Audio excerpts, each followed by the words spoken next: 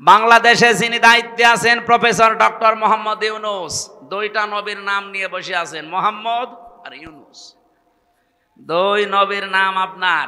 আমরা চাই আপনার বিবেক আপনি কাজে লাগাবেন। বিবেক বহির্ভূত কোন কাজ যদি এই দেশে আপনি থাকতে চালু হয়ে যায়, তাহলে আল্লাহ কিন্তু ভুল সিদ্ধান্ত চাপিয়ে দেবে। হাসিনা পালিয়েছে, ওর বিচারপতি পালিয়েছে, মামলার আয়ু পালিয়েছে, সাক্ষীরা পালিয়েছে, তাহলে এটিএম আজহারুল ইসলাম এখনো কেন জেলখানায় আছে? পৃথিবীতে একটা মানুষকে আল্লাহ শুধু বানিয়েছেন মাটি দিয়ে, আমাদের আদি পিতা যিনি। তাছাড়া দুনিয়ায় আর কাউকে আল্লাহ সরাসরি মাটি দিয়ে বানাননি, বানিয়েছেন মাটির নির্যাস দিয়ে।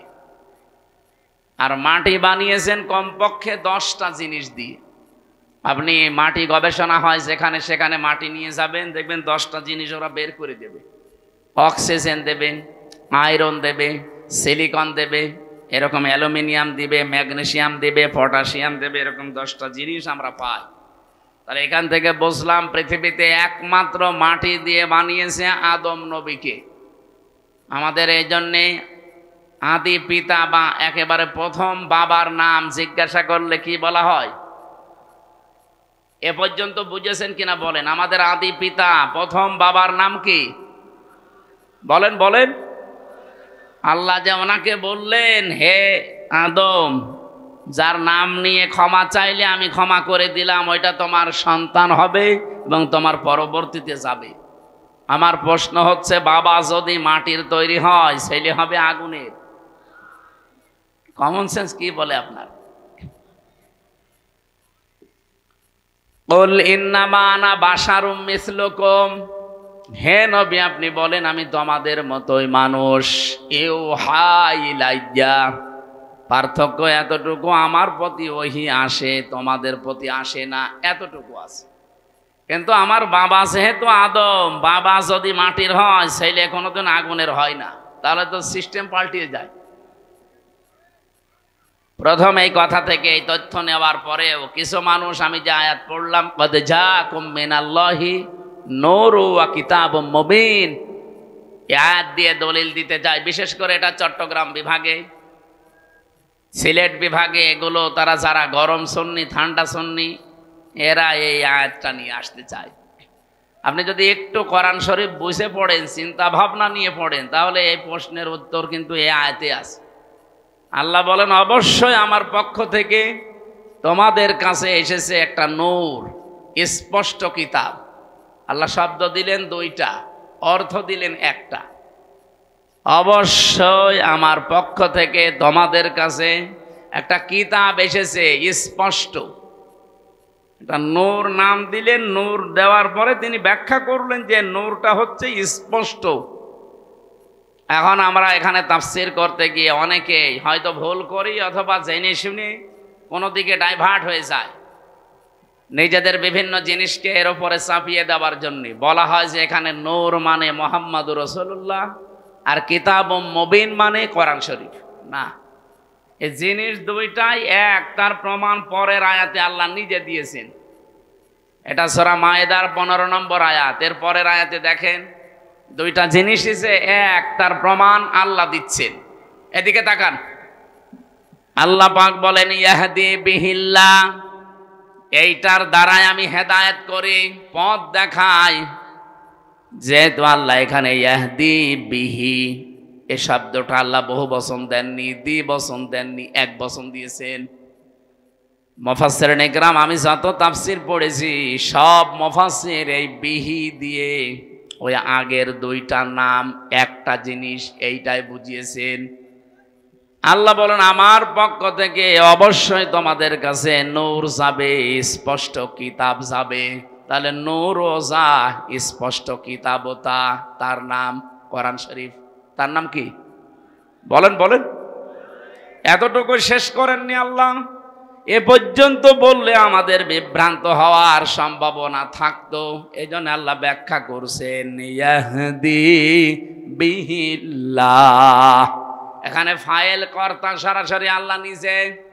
আল্লাহ বলেন, আমি এইটার দ্বারাই হেদায়েত করি। আর আমরা সবাই জানি পৃথিবীতে হেদায়েত দেওয়ার একচ্ছত্র মালিকানা কোরআনের। না মানে আল্লাহ মানে কি? আল্লাহর কথাই তো কোরআন। এই পৃথিবীতে কোরআনকে আল্লাহ হেদায়েত দেওয়ার মতো ক্ষমতা দিয়েছেন, তাছাড়া আর কাউকে দেয়নি। এমনকি নবীজির হাতে আল্লাহ হেদায়েত ছেড়ে দেয়নি। যদি থাকতো নবী নিজের চাচাকে দিত। শুধুমাত্র হেদায়েত দেওয়ার ক্ষমতা আছে কার? আরে কোরআন শরীফ কার? এই জন্য যালিকাল কিতাবু লা রাইবা ফি, এই যে কিতাবের আগে আলিফ লাম দিয়ে আল্লাহ নির্দিষ্ট করে দিয়েছেন, একটাই মাত্র কিতাব দুনিয়ায় পাঠালাম যেটা মানুষকে হেদায়েত দিতে পারে। এবার আসেন আমরা মূল কথায় যাইতে চাই। যেহেতু পৃথিবীর একখানা কিতাব আছে মানুষকে হেদায়েত দিতে পারে, আর কেউ পারে না, সেই হিসাবে আল্লাহ কিতাবের নাম এখানে নূর বলার পরে আবার উল্লেখ করেছেন ওয়া কিতাবুম মুবিন। ওই নূরটাই হচ্ছে স্পষ্ট কিতাব। পরা কোরআন শরীফে তাফসিরে এটা হচ্ছে মাযহারির ভেতরে আছে 55টা নাম পাবেন আপনি কোরআনের। 55টার ভেতরে 5 নাম্বার নাম আপনি এইটা পাবেন। আমি 55টায় নাম পড়ে দেখেছিলাম। কোরআনের নাম হচ্ছে আল কোরআন, আল ফুরকান, আল কিতাব, আন নূর, আত তানজিল। এভাবে একটা একটা করে আপনি নাম পাবেন 55টা। যেহেতু কোরআনের নাম আমার আল্লাহ নিজে নূর দিয়েছেন, আর এই কোরআনের বরকত অথবা এই কোরআনের পরিস্থিতি আমাদের কাছে আরো স্পষ্ট করার জন্য পরবর্তী শব্দে আল্লাহ কিতাবুম মুবিন লাগিয়েছেন। আমাদের রাজশাহী, খুলনা, রংপুর এই সমস্ত বিভাগে যেহেতু সমস্যা একটু কম এই শব্দ নিয়ে, তারপরেও স্পষ্ট করছি নবীজি নূরের তৈরি বললে তার সম্মান বাড়ে না, আরো কমে যায়। বাবা সেইটার আপনি সন্তানকে ওইটা বলে চালাবেন। বিশ্বনবী মুহাম্মদ রাসূলুল্লাহ, এখান থেকে আপনি প্রমাণ আজকে পেলেন। ইয়াহদি বিহিল্লাহ, এই বিহি 1 বছর। এজন্য পৃথিবীতে কোরআন শরীফ হচ্ছে নূর, আর মুহাম্মদ রাসূলুল্লাহকে আল্লাহ নূর দিয়ে বানিয়েছেন। এই আয়াত দিয়ে দলিল দিয়ে আপনি একটা পাগল। তাহলে বিহি আল্লাহ দিত না, বিহি মা দিত, যে নবীজি এবং কোরআন শরীফ এই দুইটা দিয়ে আমি হেদায়েত দান করি। বিহি মা দিল না কেন? আমি আলেমদেরকে বলছি যারা একটু লেখাপড়া করেন, এই আয়াতটা নিয়ে বাড়ি যারা চিন্তা ভাবনা করবেন। আমার তো মাথা ছোট, ভুল হতে পারে। যাদের মাথা বড় বড় আছে, যে বড় মাথায় আরো এই যে এক হুজুর বসে আছে না, কি যেন গোলাম রব্বানি, কি মাথা দেখেছেন? আমার মনে হয় 2 মাথা মিলে ওনার মতো হবে না। ওনার মতো বড় বড় মাথা যাদের, তারা যেন আরো একটু চিন্তা ভাবনা করে। বিহি আর বিহিমা, ইহদি বিহিল্লাহ মানিত্তাবা রিদওয়ানাহু সুবুলাস সালামি ওয়া ইখরিজুহুম মিনাজ যুলুমাতি ইলান নূর। আল্লাহ পাক বলেন এইটার দ্বারাই আমি হেদায়েত করি। এইটা মানে এখানে 1 বচন কোরআন। মানিত্তাবা, যে ব্যক্তি অনুসরণ করবে কোরআনকে, রিদওয়ানাহু, এবং তার সন্তুষ্টি চাইবে, তার মানে আল্লাহর। সবুলাস সালাম, সবুল বহু বচন, সালাম আল্লাহ পাক তার নিজের নামটা এখানে দিলেন। পৃথিবীতে যত শান্তির পথ আছে সব আমার আল্লাহ এ কোরআনে দিয়েছেন। এই শান্তির পথ আমার আল্লাহ তাকে নসিব করবেন যদি এটার অনুসরণ করা হয়। ইখরিজুহুম, তিনি বের করবেন তোমাদেরকে। ইখরিজুহুম দিয়েছেন, তিনি বের করবেন তোমাদেরকে মিনাজ যুলুমাতি ইলান নূর, অন্ধকার থেকে আলোর দিকে। আর যেটা দিয়ে তিনি বের করবেন তার নাম যেহেতু নূর, আমরা বলি কোরআন। নাম কি? আমার মনে হয় এই প্রশ্নের উত্তর আর দেওয়ার দরকার নেই, আপনি স্পষ্ট হয়ে গেছেন। যে কথা বলতে চাই এখান থেকে, মুহাম্মদুর রাসূলুল্লাহর নাম নিয়ে হযরতে আদম নবী 1 দিন 2 দিন না 300 বছর কন্দন করেও মাপ পাননি। শেষে এই নামটার কারণে আল্লাহ মাফ করে দিয়েছিলেন। এই জন্যে সম্মান মর্যাদা দুনিয়াতে আল্লাহ যত বেশি এই পৃথিবীতে দিয়েছেন, একেবারে সে আরশের মেন দরজা থেকে শুরু করে জান্নাতের মেন গেট থেকে শুরু করে তামাম পৃথিবীতে যেখানে আল্লাহর নাম সেখানে রসুলের নাম। কি আপনি দেখেন বাংলাদেশে প্রায় 1110 কিলোমিটার পথ, টেকনাফের একেবারে শেষ গ্রাম থেকে পঞ্চগড়ের তেতুলিয়ার ওই বাংলা বান্দা পর্যন্ত সব মিলিয়ে আপনি হিসাব করে দেখবেন 1110 কিলোমিটার। কত?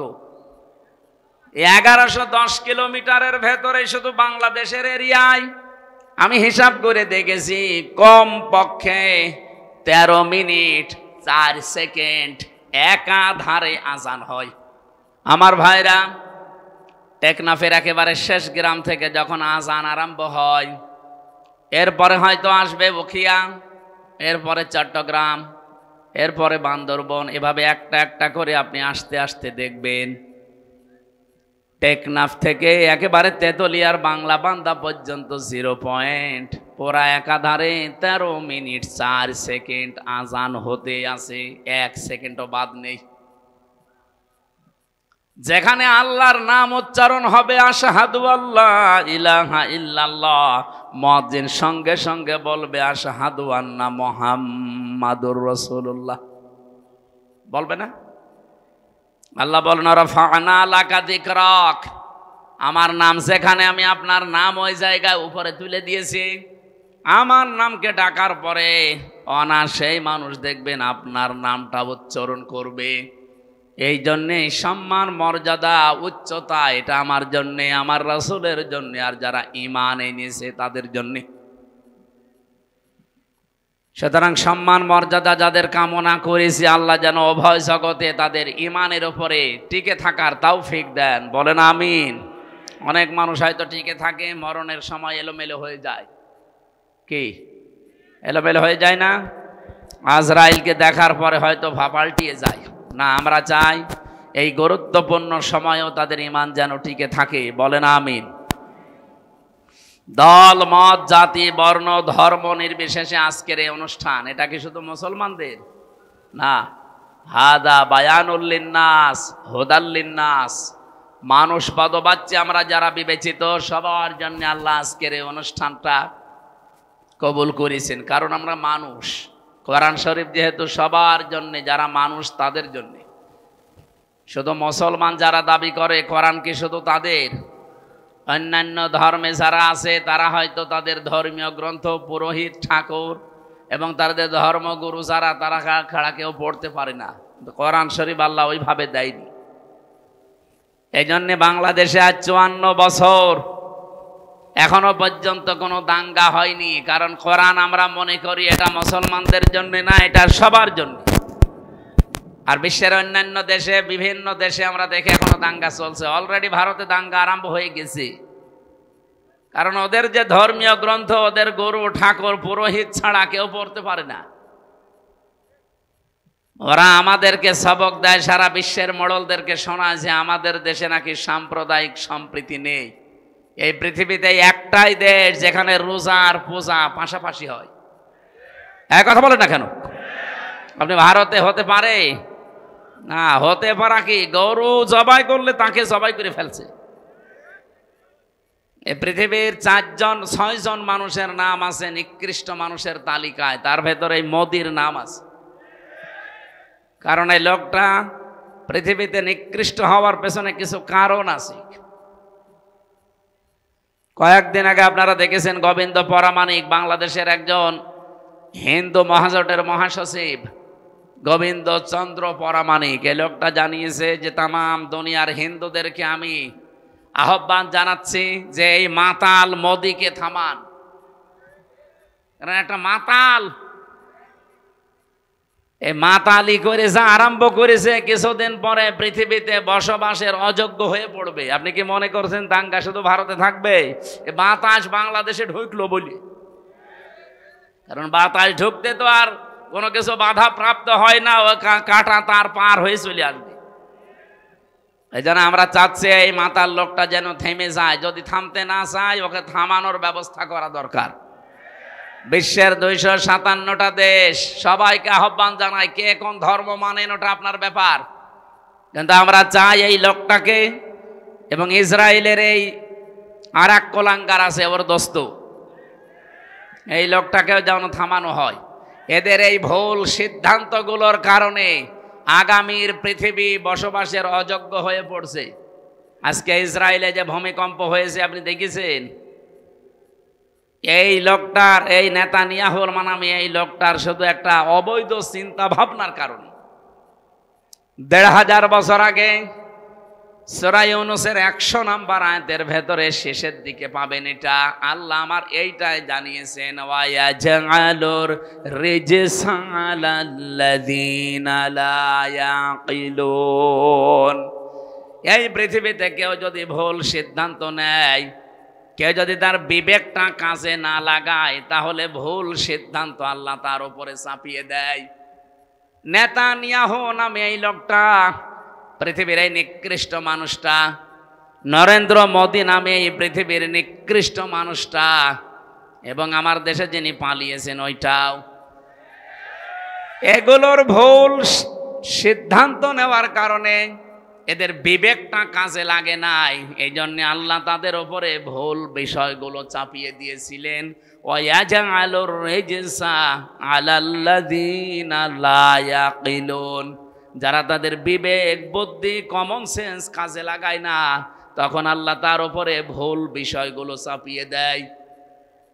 এটা চাপিয়ে আপনি আজকে করলেন ইসরায়েলের যে দাবানল জ্বলছে, ১০৮টা থেকে ১১২টার নাম শুনলাম আমরা। এত বড় বড় উন্নত মেশিন তারা সেট করেছে, পানি দিচ্ছে, স্প্রে দিচ্ছে, ঔষধ দিচ্ছে, কিন্তু যত দেয় আগুন তত জ্বলে। কারণ এই আগুন তো আর হামসা লাগায়নি, আগুন লাগিয়েছে কে? আরো জোরে বলেন কে? আপনি কি করবেন এখন? দাবানল, এরপরে আবার ভূমিকম্প। এ ভুল সিদ্ধান্ত যদি আপনি না নিতেন, আপনি বলা তো ঠিক না, ওরে শয়তান বলা দরকার। এই শয়তান যদি ভুল সিদ্ধান্তটা না নিত, তাহলে আমার মনে হয় এই পৃথিবীতে এই বিপর্যয়টা নেমে আসতো না।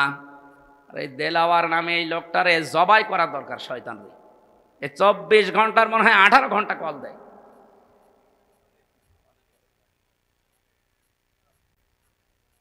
কোনো কমন সেন্স না আছে কি আল্লাহ জানে। ও যেন মরে যায় আজকে। কি বলবো বলেন তো? একটা লোক যদি ৫২০ বার কল দেয়, তাও একদিনে, আমি কি মানুষ না? আমার বউ পর্যন্ত বিরক্ত এই লোকটার উপরে। কি গো, এর কি কোনো কাজ কর্ম নেই? আমি ওর বাড়ি কুমিল্লা, আমি ওই লাইনে আগে যাই, ওরে আমি ২ হাত দিয়ে চড়াবো শয়তান। সময় সুযোগ মতো দেবে না, কাজ নেই কাম নেই, যখন তখন আন্দাজে খালি দিতে আছে। আর মেসেজ লেখে খুব জরুরি কথা আছে হুজুর, ধরে কি কেমন আছে একটা কথা হচ্ছে। শয়তানের আমার মনে হয় যে এখনই চড় দে।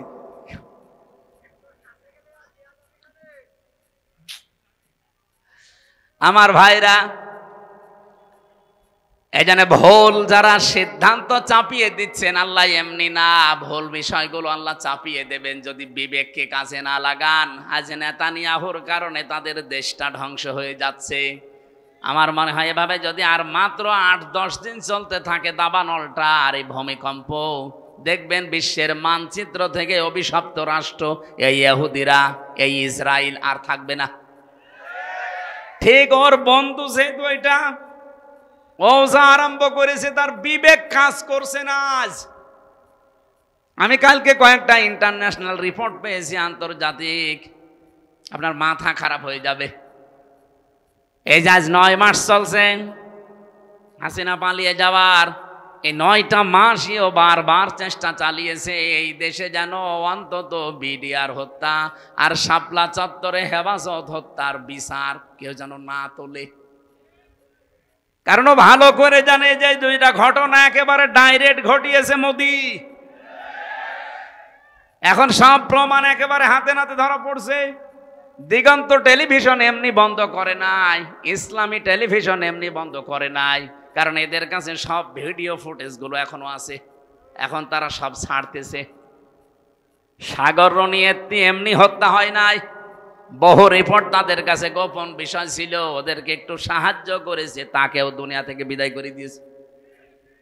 এখন রিপোর্ট গুলো যেহেতু হাওয়ায় ভেসে বেড়াচ্ছে, আর বিশ্বের আন্তর্জাতিক মহল যারা, তারা আমাদের চাইতে আপনাদের চাইতে অনেক চালাক। আমি রিমান্ডে গিয়ে তা টের পেয়েছিলাম, ওই 10 দিনে বহু কিছু দেখেছি। ইসরায়েল থেকে যে উন্নত প্রযুক্তির মেশিন তারা নিয়ে এসেছে, আপনি পায়খানার ভেতরে কি করেন ওইটা ওরা দেখতে পায়। এই যে আগস্টের 5 তারিখের পরে বিভিন্ন জায়গায় চাঁদাবাজি আরম্ভ হয়েছিল, এলাকায় হয়েছে কি আমি জানি না। ওই যে নারায়ণগঞ্জে বন্দরে রাত 2টার সময় গেছে চাঁদা চাইতে, পরে ধরা পড়ে গেছে। ও বলছে আমি রাত 2টার সময় আসলাম, তারপরও ধরে ফেললো। আরে ভাই, রাত 2টা, আপনি বাড়ির ভেতরে বসে বসে কি চিন্তা ভাবনা করছেন, কোন দিকে তাকিয়ে আছেন? ওরা ওই বসে বসে ডিবি অফিসে দেখতে পায়। এমন মেশিন নিয়ে এসেছিল। আমারে ধরা পড়ার পরের দিন 20 সালের শেষের দিকে, 21 সালে তো আমারে ধরেছে। যেই দিন ধরেছে ওই দিনই আমার নাম্বার, যেখানে যার আত্মীয় স্বজন সবগুলো ট্যাগ করা, কে কোথায় কি আমার পক্ষে বিপক্ষে বলছে সব ওরা আমাকে শোনাচ্ছে। আশ্চর্য কি গো,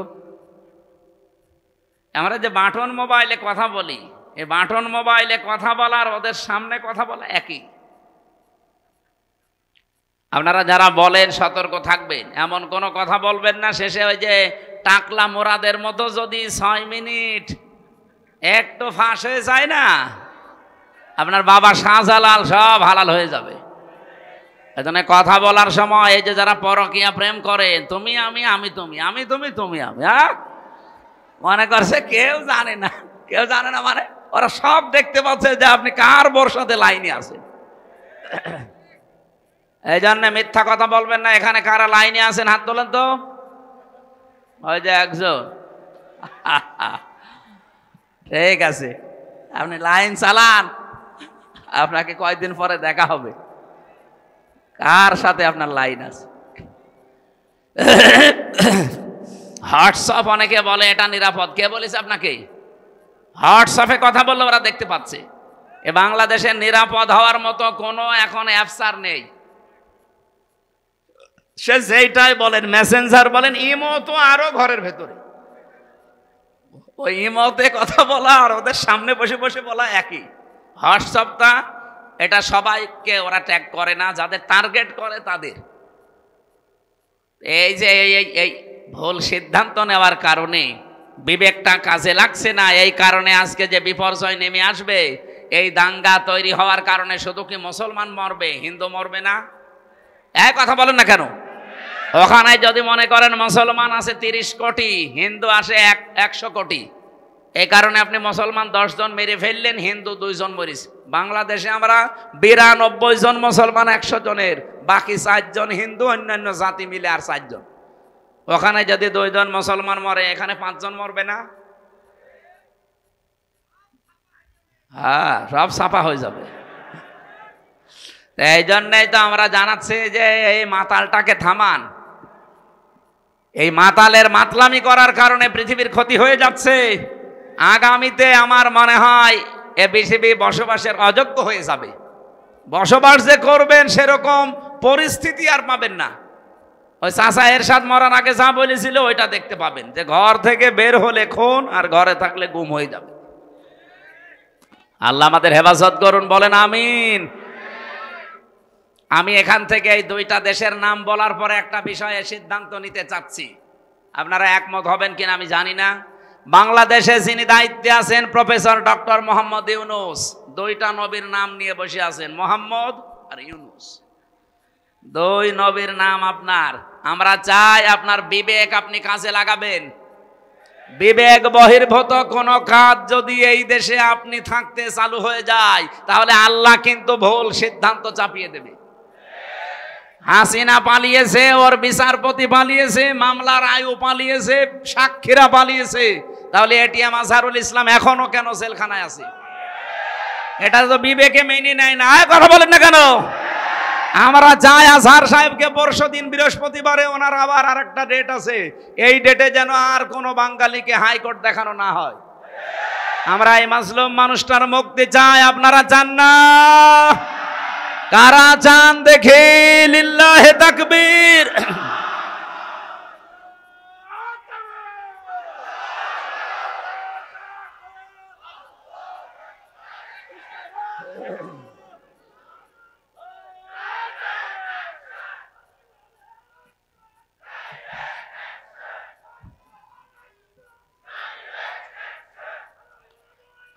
আলহামদুলিল্লাহ ভাই, না আমরা কারো পক্ষে বিপক্ষে, আপনি যদি মনে করেন যা উনি পক্ষে বলছে বিপক্ষে না, উনি একজন মাজলুম মানুষ। ওনার সাক্ষী দেখেছে কেউ 6 কিলোমিটার দূরে, কেউ 3.5 কিলোমিটার, কেউ 3 কিলোমিটার। ও কি দিয়ে দেখলো? আর এই বানোয়াট একটা বিষয়ের উপরে ওনাকে আপনি এতদিন 13 বছর রেখেছেন, এই তো একটা জুলুম। কথা বলেন না কেন? এরপরে যদি আবার জুলুম করা হয়, লোকটা নড়তে পারে না। আমি তো 3 বছর ছিলাম তার পাশে। ফাঁসির কন্ডেম সেলের ভেতরে একটা মানুষের খায়েশ পূরণ করার জন্য তাদের উপর অত্যাচার আমার উপরও করেছে 3 বছর। আমার মনে হয় এতদিনও যদি টিকে থাকতো তো এতদিনও আমরা বাইরের জগৎ দেখতে পারতাম না, এতদিনও ওই মামার বাড়ি থাকা লাগবে। এই জন্য যাদেরকে বের করে দিয়েছে এই আগস্টের 5 তারিখের পরে কেউ যেন না থাকে। অনেকে তারেক জিয়া বের হয়েছে, তারেক জিয়ার বউ এবং তার মা সবাই যখন খালাস পেয়েছে বলছে এনাদের খালাস দেওয়া ঠিক হয়নি, কারণ এনারা সাজার আসামি ছিল। আরে ভাই, সাজা যে দিয়েছে কি সাজা বলে? এ তো সব বানানো। আর আমি নিজে যেহেতু ভিকটিম, আমি তো নিজে টের পেয়েছি আমার উপরে যে মামলা ছিল পুরাটা বানোয়াট, মিথ্যা। এই জন্য 15.5 বছরে রাজনৈতিক যত মামলা হয়েছে সব মিথ্যার বানোয়াট। এদের মামলাও মিথ্যা, সাক্ষীও মিথ্যা। আমার 4 জন সাক্ষী কুষ্টিয়া থেকে নিয়ে গিয়েছিল, জীবনে তাদের আমি চিনি না। 5 তারিখের পরে যেহেতু তারা ভয়ে ভয়ে আছে, একদিন যে বললাম ভাই কি সত্যি করে বলেন? আচ্ছা, পুলিশ এসে একদিন রাতের বেলা আমাকে বলছে সাক্ষী যদি না দাও তোমার নামে মামলা দেব। এই হচ্ছে দেশের অবস্থা। এরকম মামলায় যদি আমি এখন শুধু জামিন না, আমি পুরা খারিজ হয়ে গেছে আমার মামলা। আমারটা যেমন আমি ন্যায় বিচার পেয়েছি, আমি চাই আজহার সাহেব ন্যায় বিচার পাবে বৃহস্পতিবারে। কেউ কোনো তালবাহানা করলে, বিবেক যদি আপনার কাজে না লাগে, এমন ভুল সিদ্ধান্ত চেপে বসবে না দেশের ওপরে, শেষে সামাল দিতে পারবেন না। কারণ দেওয়ালে পিঠ থেকে গেলে তখন আর দিকটা ঠিক থাকে না। এই কথা বলেন না কেন? কত মানুষ এখন খুশি আছে। আপনি কার খুশির জন্য এগুলো করছেন? অনেকে করছে আমরা জানি। এই জন্য আমরা কোনো বিবেক বহির্ভূত কাজ করতে চাই না। আজকে ঢাকায় দেখলাম বিভিন্ন জায়গায় মেয়েরা সাইনবোর্ড নিয়ে দাঁড়িয়ে আছে, আমাদের যৌন অধিকার নিশ্চিত করতে হবে। এই যে নারী কমিশনে যারা আছে, এই মানুষগুলো একে মহিলা বলা যায়? আমার মনে হয় এ মহিলাও না, এ পুরুষও না, এ হিজড়া হবে। নাই তো এরকম কথা লেখে কি করি? 318 পৃষ্ঠা আমি পড়েছি ওদের ওই কমিশনের পুরা বইটা। সবগুলো ইসলাম বিরোধী এবং ইসলামের বিপক্ষে একেবারে ডাইরেক্ট অ্যাকশন নিয়েছে। তার ভেতরে অন্যতম স্বামী আর স্ত্রী।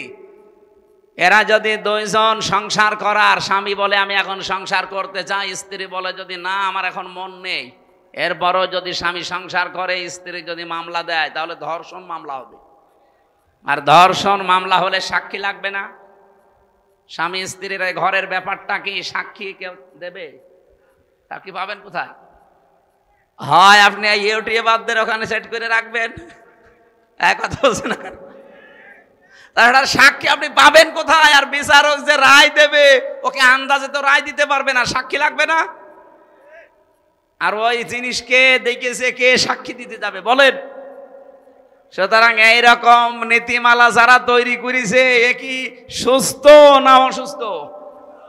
আমার মনে হয় এদেরকে আর বাইরে রাখা ঠিক হবে না, তাহলে এই সমাজের ক্ষতি হবে। এদেরকে পাঠানো লাগবে পাবনায়। আরো জোরে বলেন। জেলখানা দেওয়ার দরকার নেই, পাবনায় পাঠিয়ে দেন, ও থাক। কয়েকদিন আগে পাবনায় গিয়েছিলাম, যে দেখলাম পাগল বেশি নেই, সব ভালো হয়ে চলে গেছে। এখন এদেরকে পাঠানো দরকার। ওরা আর পয়েন্টটা লিখেছে দ্বিতীয়টায় যে শরীর আমার, সিদ্ধান্ত আমার। জেনা ব্যভিচারের ব্যবসা খুলে বসতেছে। শরীর আপনার মানে আপনার শরীর কে দিয়েছে? আপনার বাবা মা দিয়েছে আপনার শরীর। আপনার বাবা আর মার দায়িত্ব ছিল শুধু বিছানায় থাকা। এই শরীরটা আমার আল্লাহ নিজে বানিয়েছেন। সূরা নূরের ভেতরে আছে, সূরা কি মুমিনুনের ভেতরে আল্লাহ পয়েন্ট আকারে দিয়েছেন যে তোরে কি করে বানালাম আমি। সুম্মা খালাকনান নুতফাতান আলাকাতান ফাখালাকনাল আলাকাতা মুদগাতান ফাখালাকনাল মুদগাতা ইযামা ইলা আখির আয়াত। আল্লাহ একে সিরিয়াল আকারে দিয়েছেন, আমি নুতফা এর আকারে, এরপরে আমি এটা মদগা, এরপরে আলাক, এরপরে রক্ত গোশত চর্বি চামড়া দিয়ে একটা ছাউনি দিয়ে বাচ্চার আকার দিয়ে ছেলে না মেয়ে হবে সে সিদ্ধান্ত দিয়ে মায়ের পেট থেকে আস্তে করে বের করে নিয়ে আসি। আল্লাহু আখরাজাকুম মিন বুতুনি উম্মাহাতিকুম লা তা'লামুনা শাইআ। এই আয়াতগুলো পর্যালোচনা করলে দেখা যায় পুরাটা দায়িত্ব আমার আল্লাহ পালন করেছে, বাকি শুধু সিস্টেমটা আমার আল্লাহ, যেহেতু মার বাবার কাছ থেকে শুধু সিস্টেমটা একটু, তাছাড়া আল্লাহ নিজেও আমাদেরকে বানিয়ে বানিয়ে আকাশ থেকে ফেলতে পারতো না? পারতো না? আমাদের আদি পিতাকে ফেলে নাই, কথা বলেন না কেন? আদি মাতাকে ফেলে নাই। তাদেরকে যদি আল্লাহ ফেলতে পারে, এমনকি বাবা ছাড়াও আল্লাহ বানাতে পারে হযরত ঈসাকে, প্রমাণ তো দুনিয়ায় আছে। সুতরাং যারা এই পয়েন্ট লিখেছেন আপনারা কিন্তু স্বাভাবিক নেই। আমার মনে হয় তারা মেয়াদ উত্তীর্ণ গাঁজা খায়। মেয়াদ আলা গাঁজা খেলে তো এত নিছেন আমার কথা না, দেহ আমার সিদ্ধান্ত আমার। আবার এক মহিলা লিখেছে ব্যানারে যে আমার চামড়া আমি দেব। ওরে শয়তান, এগুলো কি মানুষের কাতারে পড়ে? তৃতীয় নাম্বারে পয়েন্টে ওরা লিখেছে যে যৌনকর্মী যারা তাদেরকে শ্রমিকের মর্যাদা দেওয়া লাগবে। আমার এই পয়েন্টটা পড়ার পরে মনে হচ্ছিল, আল্লাহ যদি বাংলাদেশে কোনো ডাকাত বলে ইউনূস সাহেব আমাদেরকেও কিন্তু মর্যাদা দেওয়া লাগবে শ্রমিকের, কারণ আমাদেরও কষ্ট কম হয় না। ডাকাতি করা কত কঠিন, গাছ কেটে কাঁধে নিয়ে রাস্তায় ফেলে গাড়ি দাঁড় করিয়ে এত বড় ছুরি সামনে নিয়ে দাঁড়ানো লাগে। এখন বলছেন কেন? আমি তো নিজে দেখেছি, কয়বার ডাকাতের হাতে পড়লাম। একবার পড়েছিলাম সাতক্ষীরায়, বিশাল এক গাছ কেটে ৮-৯ জন কাঁধে করে রাস্তার মাঝে দিয়ে গাড়ি থেমে গেল, সবার পেছনে পেছনে বড় বড় ছুরি। আমি তো কাঁচ খুলে দেওয়ার পরে দেখি মুখ বের করে কয়েকজন মুখ বাঁধা। আমার টাকা পয়সা চা, আমি আগেই বের করে বলছি নেন।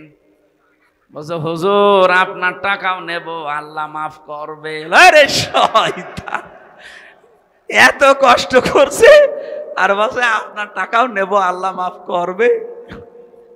তাই আপনার কষ্ট হচ্ছে না যে কত বড় গাছ, আপনার ঘাম ঝরছে কপাল দিয়ে। এখন ওরা যদি কালকে থেকে আওয়াজ তোলে যে ডাকাতি করতে কম কষ্ট না, আমাদের শ্রমিকের মর্যাদা দেওয়া লাগবে, এ পর্যন্ত থাকলেও কিছু বলতাম না। কিন্তু সমস্যা হয়ে দাঁড়াবে, কারণ এই শব্দটা পুরা হাদিসের বিরুদ্ধে, কোরআনের বিরুদ্ধে। আপনি দেখেন সূরা কসসের ভেতরে আছে, মুসা আলাইহিস সালামকে যেদিন শুআয়ব আলাইহিস সালাম উনি শ্রমিক হিসাবে নিয়োগ দেবেন, ওনার মেয়েদের ওই যে কুয়া থেকে পানি তুলে দিয়েছিলেন, কুয়া থেকে ওই বিশাল কুয়া থেকে পানি তুলে নেওয়ার সময় ওনার ঘাম ঝরছিল।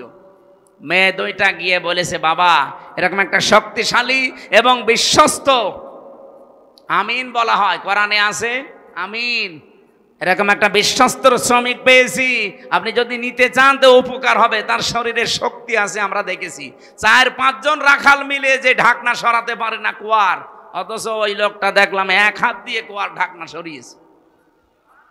শ্রম দিলে মানুষের শরীর থেকে ঘাম ঝরে, এই ঘামের মর্যাদা এত বেশি। আল্লাহর নবী জানিয়েছেন আল কাসিবু হাবিবুল্লাহ, যারা কাজ করে খায় নিজের হাতে, ঘাম ঝরায় শরীর থেকে, এরা আর সাধারণ মানুষ থাকে না, এরা আল্লাহর বন্ধু। আর সেইটাকে আপনি কোথায় মিলাচ্ছেন বলেন? যে আপনি সেটাকে আজকে যারা দেহ ব্যবসা করে খায়, যারা পতিতা, যারা জেনা ব্যভিচারের একেবারে বাজার খুলে বসেছে।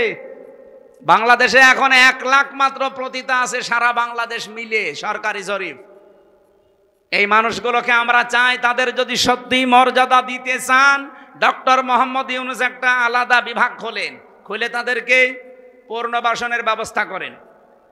এক কথা বলছেন না কেন? কত ধনী মানুষের টাকা ব্যাংকে পড়ে আছে, ছাতা পড়ে যাচ্ছে, ও জানেই না কত টাকা আছে। ওই টাকাগুলোর কাছ থেকে নেন।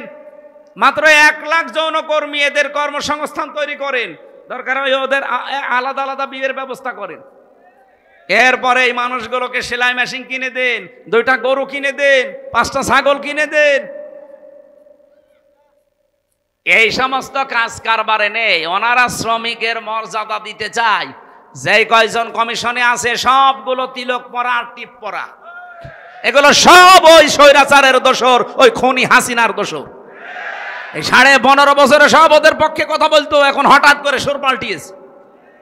আপনি সুর পাল্টান আর রং পাল্টান, কোরআনের বিরুদ্ধে আপনি অবস্থান নিয়েছেন। এই জন্য আমরা বারবার বলছি, এই কমিশনের রিপোর্ট তো দূরের কথা, ও কমিশনই দেশের মানুষ মানে না। এরপরও যদি বাধ্য করেন, আগস্টের 5 তারিখ কিন্তু শেষ হয়ে যায়নি, আবার আসতেছে। এই কথা বলেন না কেন? হাজারো আল্লাহর কোরআনের 13টা আয়াত ওরা ভুল ধরেছে। ভারতে আল্লাহর কোরআনের 26টা আয়াতের বিরুদ্ধে কেস দিয়েছে, আর এখানে অলরেডি 13টা আয়াতের বিরুদ্ধে ওরা মামলা দিয়েছে। মামলায় তো এটা, কারণ এর বিরুদ্ধে অবস্থান নেওয়া। কয়েকদিন পরে দেখবেন বলবে এটা বাতিল করেন, এটা আর মানি না। আল্লাহর কোরআনে আছে, ইউসিকুমুল্লাহু ফি আওলাদিকুম লিযযাকারি মিসলু হাযযিল উনসায়াইন। এই পৃথিবীতে 1 পুরুষ যা পাবে 2 নারী তাই পাবে। এটা নদী মেয়েদের প্রতি অবিচার, বৈষম্য। এই জন্য আয়াত পাল্টাতে হবে। কত বড় ক্ষমতা আপনার! এই জন্য ভুল বিবেক বহির্ভূত কোনো কাজ যদি কেউ করে ফেলেন, আল্লাহর কসম, আল্লাহ কিন্তু ভুল বিষয় চাপিয়ে দেবে। তখন এই যে দাবানল চলবে, তখন ভূমিকম্প আসবে। আমি আর বাকিটা বললাম না। এই জন্য যারা দায়িত্বে আছেন, আহ্বান করি আপনারা এখনো আপনার বিবেকটা কাজে লাগান, নয়তো ভুল বিষয় চেপে বসলে তখন সামাল দেওয়া কঠিন হয়ে যাবে। আল্লাহ আমাদেরকে বোঝার তৌফিক দিন, বলেন আমিন।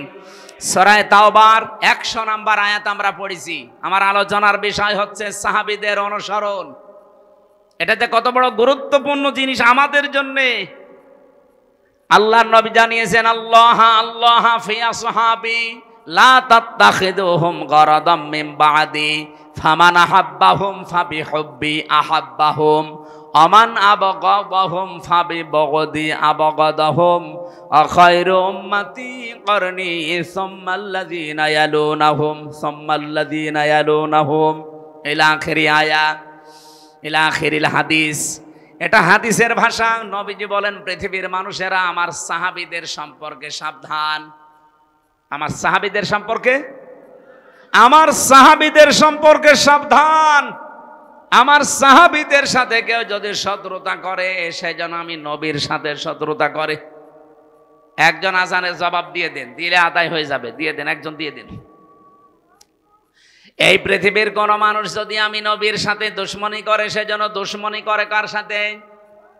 বলেন বলেন, আল্লাহর সাথে। এজন্য আমাদের এই জায়গাটা খুব সেনসিটিভ জায়গা। আল্লাহ এত বেশি প্রশংসা দিয়েছেন সাহাবায়ে কেরামের, যেহেতু আল্লাহ তাদের উপরে বলে দিয়েছেন রাদিয়াল্লাহু আনহুম ওয়া রাদু আনহু, আমি নিজে তাদের উপরে খুশি হয়ে গেছি যেমন তারা আমাদের উপরে খুশি আছে। সুতরাং তাদের পথ অনুসরণ অনুকরণ করলেই আল্লাহকে সন্তুষ্ট এবং রাজি খুশি করা যাবে বলে আমরা কোরআন থেকে তথ্য পেয়েছি। ঠিক আছে, দেখছি এগুলো ওই সময় হয়নি। আপনাদের মনে হয় টাকা পয়সা ঈদগার কাজে লাগাবে, এখনো টাকা ওঠে নাই। আমার 2-3 মিনিট সময় চাচ্ছে, দেব। আজানের সময়টা আপনারা যদি যা এনেছেন দেওয়ার জন্য দিতে পারেননি, একটু দিয়ে দিন। কই ভেতরের লোকজন কই? একটু তাড়াতাড়ি করেন ভাই, যারা যাও যে ভেতরে যাচ্ছে যান, খালি বের করে রাখেন, আজান হতে হতে ওরা বের হয়ে চলে যাবে। ওঠে কে? বসেন।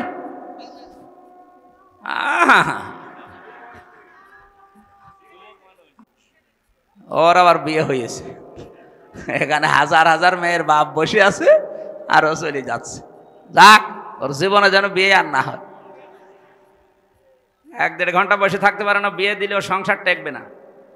এই যে দাম্পত্য জীবনের কলহ এবং তার সমাধান, পুরুষের এবং নারীদের দুইটা শ্রেণীরই সমস্যা আছে আমাদের কম বেশি।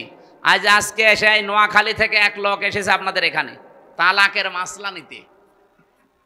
তালাকের মাসলা দুইটা আছে, তো ইমামদের মতামত আমি দুইটাই বলেছি, আপনি যেটা মানবেন মানেন। এই জন্য তালাক কেন হয়, স্ত্রীদের কারণে মানুষ কেন জেলখানায় থাকছে এখন এই যে 3 বছর, আমার মনে হয় 100 জনের 60-70 জন শুধু বোর কারণে জেল খাটতেছি।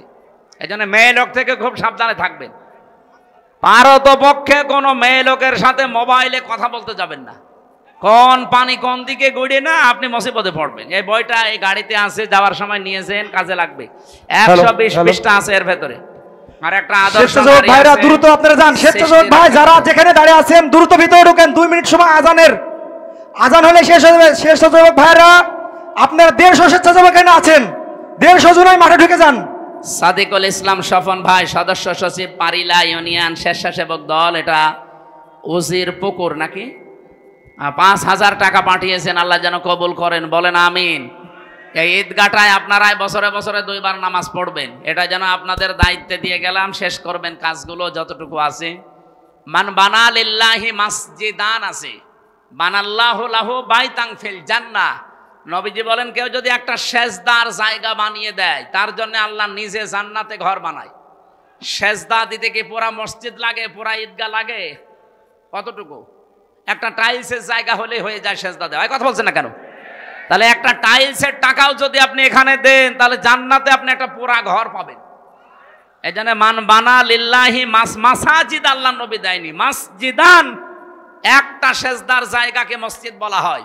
সুতরাং এতটুকু একটা জায়গার দাম বা এই জায়গা সংস্কার করার জন্য যতটুকু যা লাগে, আপনি যদি একটা টাইলসের দামও দেন, জান্নাতে একটা ঘরের মালিক হয়ে যাবেন ইনশাআল্লাহ। বানাল্লাহু লাহু বাইতান ফিল জান্নাহ, আল্লাহ নিজে বলেন আমি ঘর বানাবো। সামর্থ্য থাকলে অবশ্যই দেবেন। যে যা গিয়েছেন ভেতর থেকে বের হয়ে যান, যান। সাহাবা একরামের মর্যাদা আকাশচম্বী। তারকা দেখতে পান, তারকার চাইতে সাহাবা একরামের মর্যাদা আল্লাহর কাছে অনেক বেশি। তারা হেদায়াত প্রাপ্ত প্রত্যেকেই, আর প্রত্যেকেই জান্নাতি। আমরা বলি যে 10 জন সাহাবী আশারায়ে মুবাশশারা, কে বলেছে আপনাকে? খালি ওই 10 জনই জান্নাতি, আর বাকি যে লক্ষ লক্ষ সাহাবী এরা জান্নাত যাবে না? বলেন ওই 10 জন সাহাবীর ভেতরে খাদিজাতুল কুবরার নাম আছে? বলেন না কেন? আয়েশার নাম আছে, ফাতেমার নাম আছে, তারা জান্নাতি না? ফাতেমা জান্নাতের নেত্রী হবে, সমস্ত মহিলাদের সর্দার।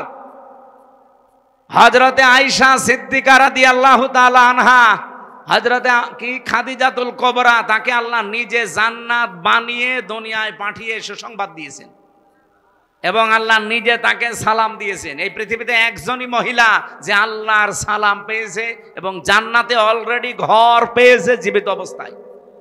অথচ খাদিজা জীবনে একটা ওয়াক্ত নামাজ পড়েনি, এক ওয়াক্তও নামাজ পড়েনি, একটা রোজা রাখেনি, জীবনে একদিনের জন্য পর্দায় থাকেনি। বলেন, তার পুরা জীবন আমি পড়ে দেখেছি, জীবনে কোনোদিন তিনি পর্দায় ছিলেন না। নামাজ পড়লেন না, রোজা রাখলেন না, হজ করলেন না, যাকাতও দেননি, পর্দায়ও নেই। অথচ আল্লাহ সালাম দিয়েছে, জান্নাতে ঘর বানিয়ে পাঠিয়েছে। একটাই কারণ, কারণ উনি ইন্তেকালের পরে এই বিধানগুলো নাজিল হয়, এই জন্য উনি মানতে পারেন নাই। কিন্তু আল্লাহ তাকে খুশি হয়ে সালাম দিলেন কেন? জান্নাতে ঘর বানিয়ে সুসংবাদ পাঠালেন কেন? তার পুরা জীবন পড়ে দেখবেন, জীবনে 1 সেকেন্ডের জন্যও কোনোদিন স্বামীর মনে উনি দুঃখ দেননি। এরকম মহিলা তো এখন ঘরে ঘরে।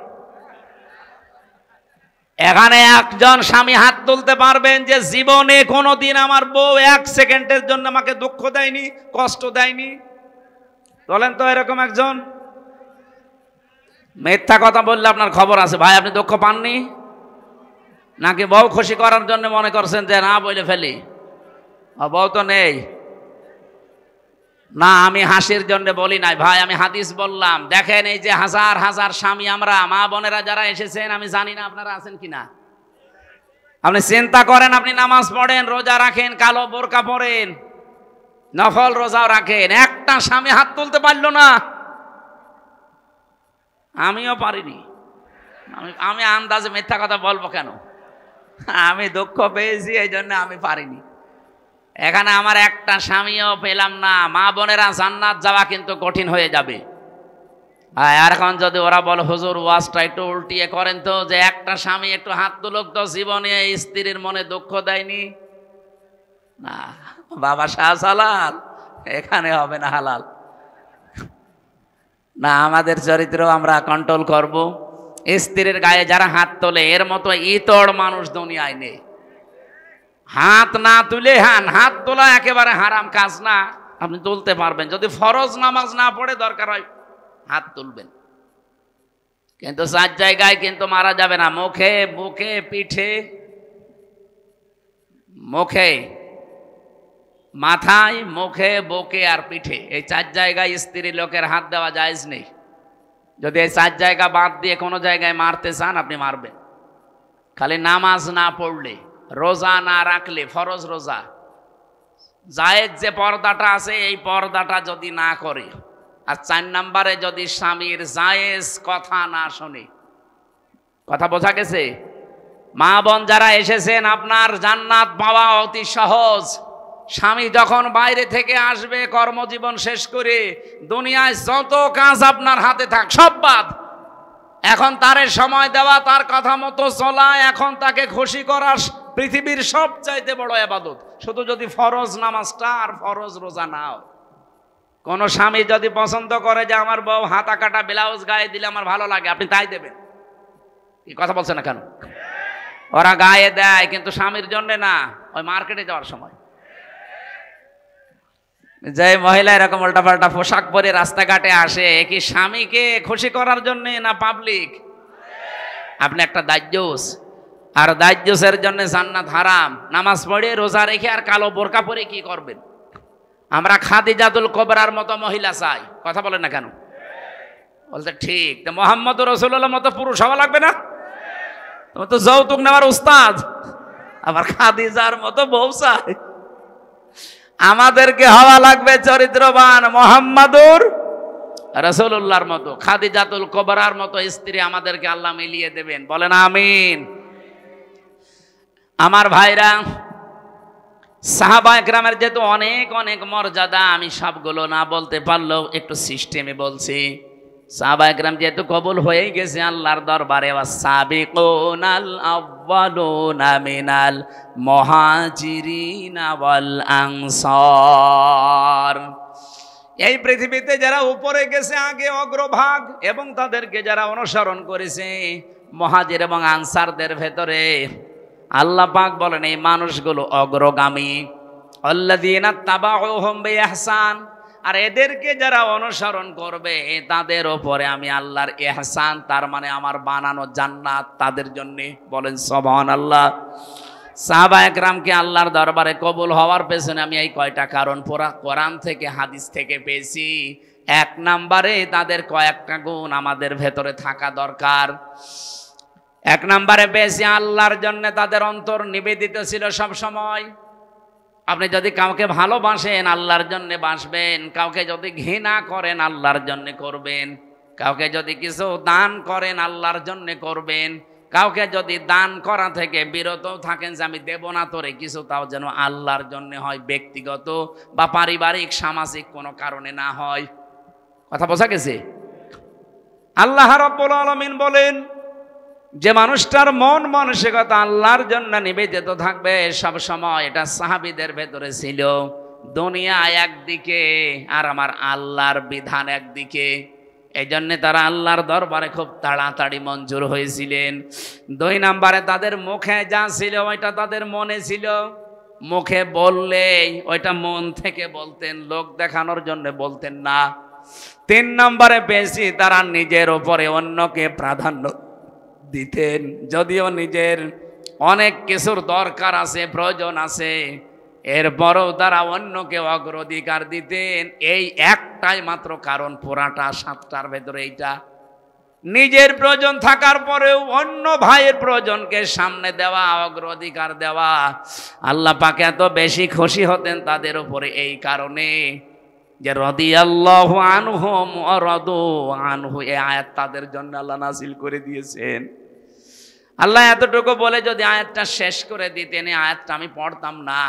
এর পরবর্তী কিছু সুসংবাদও দিয়েছেন, ওয়া'আদ্দা লাহুম জান্নাত, আল্লাহ তাআলা বলেন আমি প্রস্তুত করে অলরেডি রেখে দিয়েছি এমন একটা বাগান, তাজরি মিন তাহতিহাল আনহার, না ভুল হয়েছে, তাজরি তাহতাহাল আনহার, মিন নেই এখানে, মিন যদি থাকতো তাহলে তাহাতি হতো, যেহেতু মিন নেই এই জন্য কোরআনে একটা জায়গায় শুধু তাজরি তাহাতাহাল আনহার, এমন একটা নদী আর নহর প্রবাহমান বাগান বানিয়েছি, খালিদিনা ফিহা আবাদা, চিরকাল আমি আল্লাহ তাদেরকে ওই জায়গায় থাকতে দেব, যালিকাল ফাউজুল আযীম, এটা জীবনের মহা সফলতা, বলেন সুবহানাল্লাহ। এই আয়াতটার ভেতরে আমি কয়েকটা তথ্য পেয়েছি, সূরা হাশরের 9 নম্বর আয়াতের ব্যাখ্যা পেয়েছি, ওয়ায়ুসিরুনা আলা আনফুসিহিম ওয়ালাউ কানা বিহিম খাসাসা, আল্লাহ পাক বলেন ওদের নিজেদের প্রয়োজন আছে, এরপরও তারা অন্যকে অগ্রাধিকার দিয়েছে।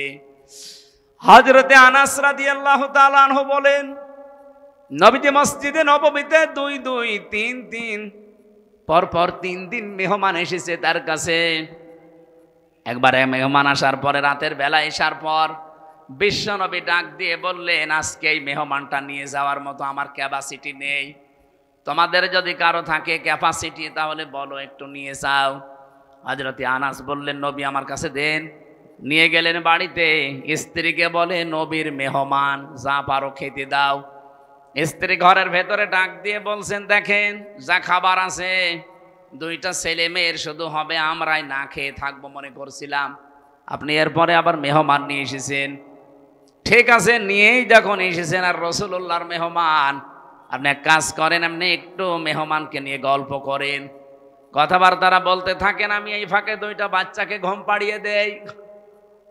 ঘুম পাড়িয়ে দিয়ে নিজের মেহমানকে সাথে নিয়ে আপনাকে আমি যখন বাচ্চাদের খাবারটা দিয়ে দেব, এরপরে আমি নিজের থেকেই বাতি লিভিয়ে দেব, আপনি অন্ধকারের ভেতরে শুধু মুখ নাড়াতে থাকবেন আর মেহমানকে খাবারটা দিতে থাকবেন আর বলবেন, এই তো আলো নিয়ে আসো, আলো নিয়ে আসো। কয়েকবার বলতে বলতে যখন খাবার শেষ হয়ে যাবে, আপনি শুধু মুখ নাড়াতে থাকবেন আর হাত নাড়াবেন, অন্ধকারের ভেতরে যেন সে মেহমান বুঝতে পারে যে না আপনিও খাবার চালাচ্ছেন। শেষ হয়ে গেল খাবারটা এভাবে। সকালবেলা মসজিদে নববীতে হযরতে আনাস বলেন, আমি নামাজে গেছি, নবীজি আমাকে ডাক দিয়ে বললেন, মেহমানের সাথে কি ব্যবহার করলে, কেন? আল্লাহর আরশ পর্যন্ত খুশি হয়ে গেছে, তোমাদের নামে সূরা হাশরের 9 নম্বর আয়াত নাজিল হয়ে গেছে। নিজেদের প্রয়োজন থাকার পরও যারা অন্যের অগ্রাধিকার দেয়, অন্যকে গুরুত্ব দেয়, তাদের জীবনটা সাহাবীদের মতো আল্লাহ কবুল করে নেয়। আজ বাংলাদেশে এটা খুব বেশি দরকার। এই কথা বলছেন না কেন? এটা আজকে দল মত জাতি বর্ণ ধর্ম নির্বিশেষে খুব বেশি দরকার। যদি সাহাবীদের মতো কবুল হতে চান, গ্রহণযোগ্য হতে চান, নিজের প্রয়োজন থাকার পরও অন্যেরটা অগ্রাধিকার দেবেন। এটা আমাদের অনেকের মন আছে, কিন্তু আমরা পেরিয়ে উঠি না বড় কারণে। আমার বোনের জন্য, আমার ভাইয়ের জন্য, আমার চাচার জন্য, আমার ফুফুর জন্য আমার মন আছে, আমি কিছু করব, আমার অগ্রাধিকার দেওয়া দরকার তাদের গুরুত্বের, তাদের পরিবারের, তাদের অসচ্ছলতার। কিন্তু অনেক পরিবারে আছে বউ শুধু টান দিয়ে ধরে, না অত দরকার কি? এরকম বউ দেশে নেই? কার বউ এরকম আছে মন ছোট? হাত তোলেন তো। না, এলাকায় ওসব নেই। এরপরে সাহাবায়ে কেরাম কবুল হওয়ার পেছনে কারণ পেয়েছি 4 নাম্বার, তারা লোক দেখানো কোনো কাজ করতেন না। আল্লাহ পাক বলেন, আল্লাযীনা হুম ইউরাউনা ওয়া ইয়ামনাউনাল মাউন। আমরা যা করি যতটুকু ছোট হোক আর বড় হোক যেন আল্লাহর জন্য হয়। 5 নাম্বারে পেয়েছি তারা কাফেরদের প্রতি বড় কঠোর ছিলেন। এটা সূরা ফাতিহার 29 নাম্বার আয়াতে এই তথ্যটা পাবেন। মুহাম্মাদুর রাসূলুল্লাহ আল্লাযীনা মাআহু আশিদ্দাউ আলাল কুফফার। সাহাবায়ে কেরাম আল্লাহর দরবারে কবুল হয়েছিলেন, তার 5 নম্বরে কারণ ছিল তারা কাফেরদের প্রতি বড় কঠোর এবং ভয়ঙ্কর ছিলেন। আজ যারা কোরআনের বিরুদ্ধে 13 জায়গায় হাত দিয়ে কোরআন পাল্টাতে চায়, এরাও কাফের। বাংলাদেশে দলমত দেখা যাবে না, এই জায়গায় নবীর উম্মত এবং সাহাবীদের অনুসরণ করার ক্ষেত্রে কঠোর হওয়া লাগবে। আমরা কঠোর হতে রাজি আছি না? সামনে সব দলমত নির্বিশেষে কঠোর হয়ে যাবেন। এই আইন পাশ করা দূরের কথা, ওরা যেন ভয়ে কাঁপতে থাকে।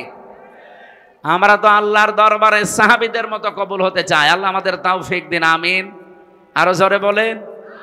দুনিয়ায় সেই কয়দিন বেঁচে আছেন, আমি কালকে নাটোরে লালপুর না বাগাতে পড়াইছিলাম, ওখানে এই পয়েন্টটা বলেছিলাম, কেউ যদি জুলুম করে সামনে মনে করেন যে আমি অমুক জায়গায় পৌঁছাবো, জীবনও পারবেন না। সাদ্দাত যেমন পারে নাই, জুলুম করে জান্নাত বানিয়েছিল, জান্নাত ভোগ করতে পারে নাই, দেখতেও পারে নাই, এমনকি চৌকাঠে পা দেওয়ার আগেই তার মরণ হয়েছে। হাসিনাও জুলুম করে করেও টার্গেটে পৌঁছাতে চেয়েছিল 41 সাল দিতে দেয়নি, 24 সালেই শেষ। এই জন্য আগামীতে যারা চেয়ারে বসবেন, যদি জুলুমের মাধ্যমে বা জুলুম করেন কারো সাথে, আল্লাহর কসম, ইত্তাকি দাওয়াতাল মাজলুম ফাইন্নাহা লাইসা বাইনাহু ওয়া বাইনাল্লাহি হিজাব। মজলুমের বরদোয়া থেকে বেঁচে থাকবা, কারণ মজলুমের বরদোয়া আর আল্লাহর মাঝে কোনো হিজাব পর্দা থাকে না। এটা না, আগামীতে আমি সতর্ক করছি, যারা আসবেন যেন জুলুম করবেন না। জুলুম করে যদি জনগণকে দাবিয়ে রেখে মনে করেন আমি অমুক টার্গেটে পৌঁছাবো, একেবারে 41 সাল, আপনার 5 বছর পরে দেখবেন বাড়ি ঘর শ্মশান হয়ে গেছে। কি শ্মশান হয়েছে এটা দেখানো লাগবে? 32 নম্বরের দিকে তাকান, 33 হয়ে গেছে। ফেব্রুয়ারির 5 তারিখে আযাবুল বুলডোজার নাজিল হয়ে সব শেষ। আগামীতে যারাই আসতেছেন, কে আসবেন আমরা জানি না, আর আমার দেখারও দরকার নেই। যারা আসবেন আসেন, জুলুম করবেন না। সাহাবায়ে কেরামের যে 5টা গুণ অলরেডি বলেছি, এগুলো আমি সহ প্রত্যেকের জীবনে যেন আল্লাহ অনুসরণ করার তৌফিক দেন, আমিন। মেয়েদের জন্য অবশ্যই বইটা নিয়েছেন, কাজে লাগবে। আর সৃষ্টি, এটা হচ্ছে শিক্ষিত মানুষদের জন্য, সৃষ্টি জগৎ নিয়ে লেখা আছে, এটা পারলে নিয়ে যান, এই গাড়িতে আছে। আল্লাহুম্মা আমিন। লা ইলাহা ইল্লা আনতা সুবহানাক ইন্নী কুনতু মিনাজ জালিমিন। আল্লাহ, সুন্দর আয়োজনে তুমি খুশি হয়ে আমাদেরকে মাফ করে দাও। এ বিশাল আয়োজনে যদি তুমি একটু খুশি হয়ে সওয়াব দাও, নবীজির রওজায় পৌঁছিয়ে দাও। দুনিয়ার মাটির নিচে যারা ঈমান নিয়ে ঘুমিয়ে গেল, এদেরকে ক্ষমা করে দাও। আল্লাহুম্মা গফিরলি ওয়ারহামনি ওয়াহদিনি ওয়াফিনি ওয়ারযুকনি ইয়া রাব্বাল আলামিন। মেয়েরা যারা এসেছে, আল্লাহ তুমি খাদিজাতুল কুবরার মতো বানিয়ে দাও।